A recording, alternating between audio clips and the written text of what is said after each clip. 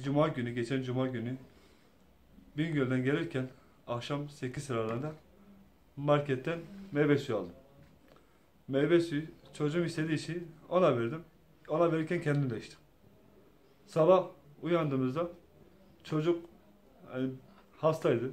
Bulantısı vardı. Bende de tamam kırgınlık vardı ama hiç sanmıyordum meyve suyunu. Çocuk kustu. Bir daha ağladı, meyve suyu istedi. İsterken annesi vermeye kalktı. Meyve suyu içinde yeşil yeşil parçalar çıkınca merak ettik, döktük. Dökünce içinde sallandı hissettik. Kartonu kestik. İçinde bilmediğimiz cisim çıktı.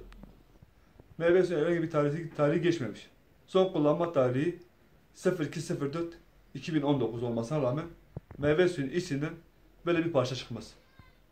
İğrenç görünümlü. Ne olduğu belirsiz. Küflü maddeler. Artık gerisi savcının işi. Savcıya teslim ettik. Tarım Bakanlığı'na şikayette bulunduk. Dosya devam etmektedir. Takipçisiyim ben bu dosyanın. Benim istediğim şu ki biz yedik, içtik, zehirlendik. Benim istediğim başka bir halkın, başka bir insanın zehirlenmemesi. İnsan hayatıyla oynanmaması.